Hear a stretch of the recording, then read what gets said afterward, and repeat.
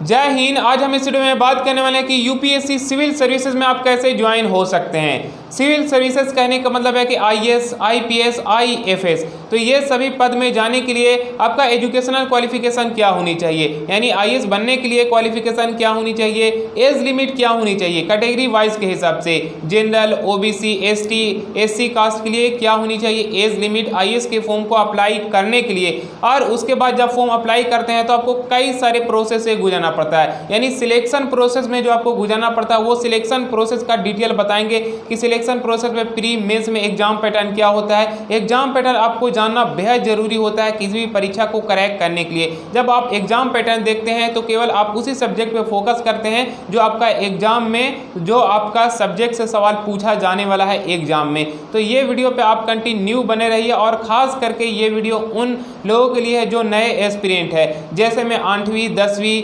11 12th में है, उसके बाद वो अपना आईएएस में करियर बनाना चाहते हैं। तो ये वीडियो उन लोगों के लिए, क्योंकि शायद उन्हें ये नहीं पता होता है कि एजुकेशनल क्वालिफिकेशन कितनी बार कैटेगरी वाइज के हिसाब से अटेम्प्ट कर सकते हैं आईएएस की परीक्षा में, उसके बाद सिलेक्शन प्रोसेस में क्या होता है, कौन से सब्जेक्ट से सवाल पूछे जाते हैं, कितने मार्क्स का होता है। तो उनको ये नहीं पता होता है नए एस्पिरेंट के लिए, तो ये जानना बेहद जरूरी होता है। तो चलिए समझते हैं इस वीडियो के माध्यम से कि आप आईएएस की परीक्षा कैसे दे सकते हैं। आईएएस बनने से संबंधित इस वीडियो में आपको पूरी जानकारी बताई जाएगी।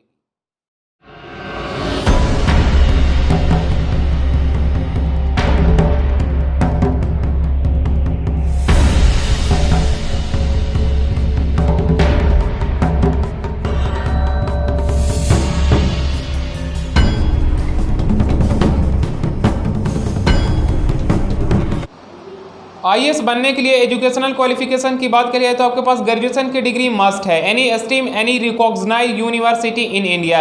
इंडिया की किसी भी यूनिवर्सिटी से अगर आप ग्रेजुएशन कर रखे हैं एनी स्ट्रीम, यानी साइंस बैकग्राउंड या आर्ट्स या कॉमर्स, तो आप आईएएस की परीक्षा को आसानी से दे सकते हैं। ऐसा नहीं कि आईएएस की परीक्षा में फॉर्म को अप्लाई करने के लिए उसमें आपका आर्ट्स होना चाहिए या कॉमर्स होना चाहिए या साइंस होना चाहिए, ऐसा कुछ भी नहीं है। बस जो होना चाहिए वो आपके पास ग्रेजुएशन का होना चाहिए, चाहे वो बीए हो या बीएससी हो या आपके पास बीकॉम हो, ये कोई सा भी है तो आप आईएएस की परीक्षा में बैठ सकते हैं, फॉर्म अप्लाई आसानी से कर सकते हैं। और मैं आपको बता दूं कि इसमें आपका परसेंटेज भी रिक्वायरमेंट नहीं होता है कि आपका ग्रेजुएशन में 75% होना चाहिए, 60% होना चाहिए, तभी आप आईएएस की परीक्षा में बैठ सकते हैं, यानी फॉर्म अप्लाई कर सकते हैं। ऐसा कुछ भी नहीं, जो आपका होना चाहिए वो ग्रेजुएशन पास होना चाहिए किसी भी स्ट्रीम से, इंडिया की किसी भी यूनिवर्सिटी से, तो आप आईएएस की परीक्षा में आसानी से बैठ सकते हैं, फॉर्म अप्लाई कर सकते हैं। क्वालिफिकेशन का मतलब आपको समझ में आ गया होगा। अब मैं आपको बता दूं एज लिमिट, तो जो जनरल कैटेगरी से बिलोंग करते हैं उनका एज लिमिट होना चाहिए 21 to 32 ईयर्स के बिटवीन में। अगर वो आईएएस की परीक्षा में बैठना चाहते हैं, फॉर्म अप्लाई करना चाहते हैं और वो जनरल कैटेगरी से बिलोंग करते हैं तो उनका एज लिमिट होना चाहिए 21 से 32 साल के बीच में। और यही ओबीसी कास्ट के लिए जो एज लिमिट होना चाहिए वो 21 to 35 ईयर के बिटवीन में होना चाहिए, यानी ओबीसी कास्ट के लिए इसमें 3 साल की छूट दी जाती है एज। और मैं आपको बता दूं इसमें एससी और एसटी कास्ट के लिए, तो एससी और एसटी कास्ट के लिए एज लिमिट होना चाहिए 21 to 37 ईयर के बिटवीन में, यानी एससी और एसटी कास्ट के लिए इसमें 5 साल की छूट दी जाती है। अब मैं आपको बता दूं अटेम्प्ट, तो इसमें जनरल कैटेगरी से जो बिलोंग करते हैं वो आईएएस की परीक्षा केवल 6 ही बार अटेम्प्ट कर सकते हैं, वो यानी 6 ही बार वो बैठ सकते हैं। अगर उनका 6 बार में कुछ नहीं हुआ तो शायद वो अब अप्लाई नहीं करेंगे। और ओबीसी कास्ट के लिए इसमें 9 बार अटेम्प्ट दे सकते हैं, और यही एससी और एसटी कास्ट के लिए इसमें अनलिमिटेड इन लोगों को है। तो मतलब हम कह सकते हैं कि एससी और एसटी कास्ट के लिए 21 to 37 ईयर के बिटवीन उनका एज है, वो जितनी बार भी आईएएस की परीक्षा में बैठ सकते हैं, फॉर्म अप्लाई कर सकते हैं। उनका अगर इसमें हुआ तो हो जाएगा, वो आईएएस बन जाएंगे। जब आईएएस की परीक्षा के लिए फॉर्म अप्लाई ऑनलाइन करते हैं तो उसके बाद मुख्यतः आपको 3 सिलेक्शन प्रोसेस से गुजरना पड़ता है। पहला प्री, उसके बाद मेंस और सबसे लास्ट में इंटरव्यू टेस्ट, जिसे हम लोग पर्सनालिटी टेस्ट बोलते हैं। अगर आप ये तीनों सिलेक्शन प्रोसेस में पास कर जाते हैं तो आप आईएएस बन जाते हैं। तो सबसे पहले यहाँ पे देख पा रहे हैं प्री यानी प्रारंभिक परीक्षा का एग्जाम पैटर्न। प्रारंभिक परीक्षा का एग्जाम पैटर्न की बात कर लिया है तो इसमें मुख्यतः 2 पेपर से सवाल पूछे जाते हैं, पेपर 1 और पेपर 2। पेपर 1 में जनरल स्टडी से सवाल आते हैं और पेपर 2 में यही सी सेट से सवाल पूछे जाते हैं, जिसे हम लोग सिविल सर्विस एप्टीट्यूड टेस्ट बोलते हैं। जनरल स्टडी यानी पेपर 1 में जो क्वेश्चन पूछे जाते हैं वो 100 क्वेश्चन पूछे जाते हैं और इसी को अगर हम 100 क्वेश्चन का टोटल मार्क्स देखें तो ये 200 मार्क्स से हो जाते हैं, यानी कि जो प्रत्येक क्वेश्चन होते हैं वो 2 अंक के होते हैं और इसे जो सोल्यूशन करने के लिए टाइमिंग दिया जाता है 100 क्वेश्चन को वो 2 घंटे का टाइमिंग दिया जाता है। बल्कि ये जो परीक्षा हुई थी उसका टाइमिंग ड्यूरेशन भी यहाँ पे शो किया जा रहा है कि 9:30 बजे से लेकर 11:30 बजे तक ये परीक्षा हुई थी। इसी तरह पेपर 2 का यहाँ पे एग्जाम पैटर्न शो किया जा रहा है, यानी सिविल सर्विस एप्टीट्यूड टेस्ट का। इसमें टोटल जो क्वेश्चन पूछे जाते हैं वो 80 क्वेश्चन यानी 80 सवाल पूछे जाते हैं और ये 80 सवाल का जो मार्क्स बनता है वो 200 मार्क्स का हो जाता है। अब ये 80 क्वेश्चन को सोल्यूशन करने के लिए 2 घंटे का टाइमिंग दिया जाता है और पेपर 1 और पेपर 2 में नेगेटिव मार्किंग भी होती है, जो 1/3 इसमें नेगेटिव मार्किंग होती है। अब ये पेपर 1 और पेपर 2 का एग्जाम पैटर्न समझ गए। अब पेपर 1 कहने का मतलब है जनरल स्टडी में किस टाइप के सवाल पूछे जाते हैं, कौन कौन से सब्जेक्ट से सवाल पूछे जाते हैं उसका मतलब आप समझते हैं और सी सेट का मतलब भी समझते हैं, यानी सिलेबस का अब डिटेल देखते हैं। जो सबसे पहले यहाँ पे शो किया जा रहा है जनरल स्टडी पेपर 1 कह लिया जाए, जिसे हम लोग प्री के लिए अभी आप जस्ट समझे। अब यहाँ पे देख पा रहे हैं कि जो पहला टॉपिक से सवाल पूछा जाएगा current events of national and international importance से सवाल पूछे जाएंगे। दूसरा आपका टॉपिक है history of Indian and Indian national movement से सवाल पूछे जाएंगे, जो इसमें 100 सवाल आने वाला है पेपर 1 जनरल स्टडी से। इसी का टॉपिक हम आपको बता रहे हैं। थर्ड यहाँ पे देख पा रहे हैं इंडियन एंड वर्ल्ड ज्योग्राफी, जो ये सब आ जाएंगे। Physical, social, economic, geography, India and the world, ये सभी टॉपिक आ जाएंगे। उसके बाद यहाँ पे देख पा रहे हैं इंडियन पॉलिटी एंड गवर्नेंस, जो इसके अंडर में ये टॉपिक से सवाल पूछे जाएंगे। Constitution, political system, panchayati raj, public policy, right issue, ETC से ये सभी सवाल पूछे जाएंगे। उसके बाद यहाँ पे नेक्स्ट टॉपिक देख पा रहे हैं इकोनॉमी एंड सोशल डेवलपमेंट, जो इसके अंडर में ये सभी टॉपिक आ जाएंगे। Development, poverty, inclusion, demographic, social sector, ETC से सवाल पूछे जाएंगे।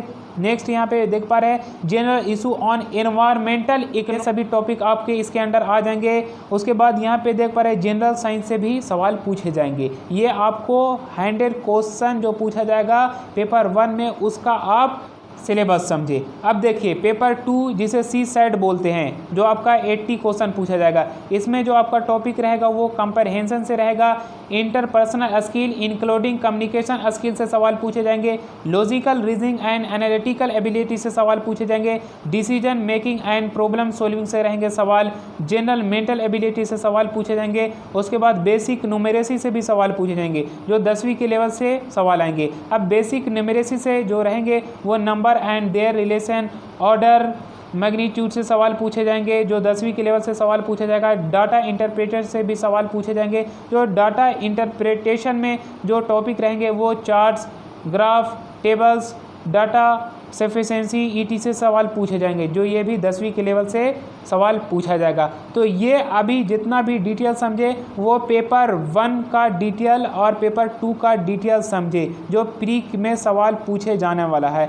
अब देखिए इसमें मैं आपको बता दूं कि पेपर 1 और पेपर 2 जो होता है वो केवल क्वालिफाइंग मार्क्स होता है, जो आपको 33% मार्क्स लाना ज़रूरी होता है। अगर आप 33% मार्क्स से कम लाते हैं तो उसी जगह पे आपको डायरेक्ट रिजेक्ट कर दिया जाएगा। और उसके बाद मैं आपको बता दूं कि जो आपको मेंस में बुलाया जाएगा वो जनरल स्टडी यानी पेपर 1 के मेरिट के हिसाब से आपको मेंस में बुलाया जाएगा। तो आप समझते हैं मेंस का एग्जाम पैटर्न और सिलेबस। मेंस परीक्षा में 9 पेपर से सवाल पूछे जाते हैं। अब ये 9 पेपर जो होते हैं वो इसमें 2 जो पेपर होता है वो आपको केवल क्वालिफाइंग मार्क्स के लिए रखा जाता है, यानी क्वालिफाई उसमें केवल करना होता है। अब इसमें जो मुख्य और जो मेन होता है वो आपको 7 पेपर होता है, ठीक है। यानी 2 जो पेपर आपका हुआ वो केवल क्वालिफाइंग हुआ और 7 जो पेपर आपका हुआ वो आपका हुआ मेन हुआ। यही 7 पेपर में आपको अच्छे मार्क्स लाने होता है। अब देखिए ये जो 7 पेपर जो हुआ वो 7 पेपर जो हुआ वो प्रत्येक जो पेपर होता है वो 250 मार्क्स के होता है। अब उसके हिसाब से आप समझ सकते हैं कि एक जो पेपर हुआ वो 250 हुआ और 7 पेपर है तो आपका कितना हो गया, 1750 मार्क्स हो गया। यही आपको 7 पेपर में 1750 मार्क्स होते हैं जो मेन होता है। चलिए और भी डिटेल के साथ इसको समझते हैं। अब जो 2 पेपर हुआ, 7 पेपर का मतलब तो समझ गए कि 1750, यही आपको मुख्य हो गया। अब जो 2 पेपर हुआ वो क्या हुआ 2 पेपर, अब देखिए सबसे पहले शुरू से समझते हैं। पेपर 1 पेपर 2, तो पेपर 1 जो हुआ वो आपका एनी इंडियन लैंग्वेज पेपर हुआ, ठीक है, और पेपर 2 हुआ वो इंग्लिश लैंग्वेज पेपर हुआ। यानी आप इंडिया के कोई भी एक भाषा चूज कर सकते हैं, ये पेपर 1। और पेपर 2 मतलब इंग्लिश लैंग्वेज पेपर, यानी इंग्लिश में आपको एक पेपर चूज करना ही पड़ेगा। तो इंडिया की कोई भी एक भाषा ले सकते हैं जो आपका 300 मार्क्स का रहेगा, यानी पेपर 1, ठीक है। और इसे भी सोल्यूशन करने के लिए आपको 3 घंटे का टाइमिंग दिया जाएगा। अब उसी तरह पेपर 2 यानी इंग्लिश लैंग्वेज के लिए, इसमें भी आपको 300 मार्क्स के सवाल पूछे जाएंगे और इसमें भी आपको 3 घंटे का टाइमिंग दिया जाएगा। तो ठीक है भैया कि पेपर 1 और पेपर 2 ये आपका 2 ठो निकल गया जो आपका क्वालिफाइंग था, ठीक है।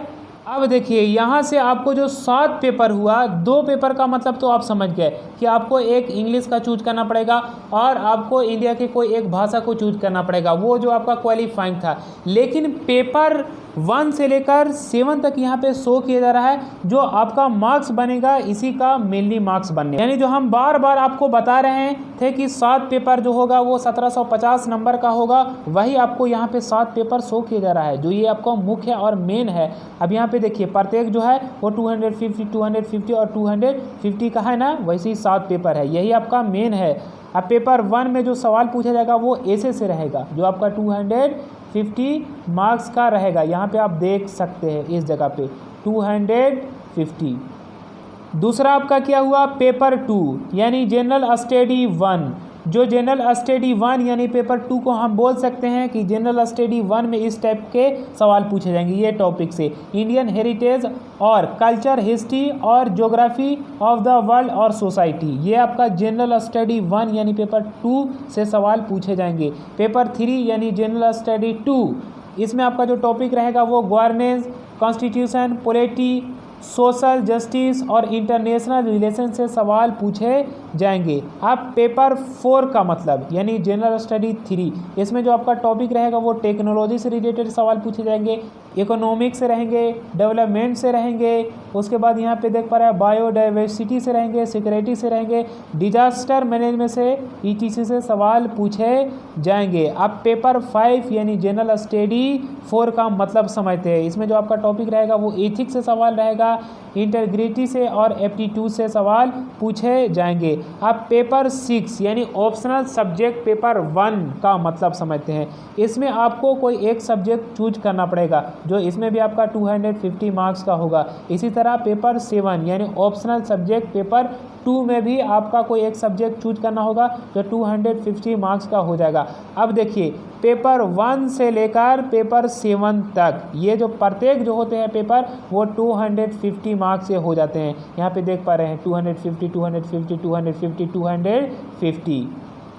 तो ठीक है, मेंस की परीक्षा में 9 पेपर रहता है जो आपको 2 पेपर यानी एक इंडिया का कोई लैंग्वेज आपको चूज करना पड़ेगा और एक आपका इंग्लिश हो गया जो 300 मार्क्स का होता है, वो तो आपका क्वालिफाइंग हो गया। तो ठीक है 7 पेपर बचा। अब 7 पेपर का भी डिटेल अब मैं आपको बता दिया, जो मेनली आपका यही होता है 7 पेपर से जो आपका मार्क्स बना वो कितना बना 1750 मार्क्स बना, ये 7 पेपर का 1750 जो यही आपका मेन होता है, ठीक है 1750। अब देखिए इंटरव्यू में जो सवाल पूछा जाता है वो 275 नंबर का सवाल पूछा जाता है, यानी जब मेंस जब पास करेंगे तो आपको क्या प्रोसेस गुजरना पड़ता है, वो आपका इंटरव्यू टेस्ट से गुजरना पड़ता है। तो इंटरव्यू जो होता है वो आपका 275 नंबर के होता है और मेंस में आपको कितना मार्क्स का मैं आपको बताया 1750, यानी 275 और 1750 को अगर हम ऐड करें तो आपका आने वाला 2025 यानी 2025। यानी मेंस की परीक्षा में जो मुख्य अगर मार्क्स हम देखें और मेन देखें वो 225 मार्क्स रहते हैं।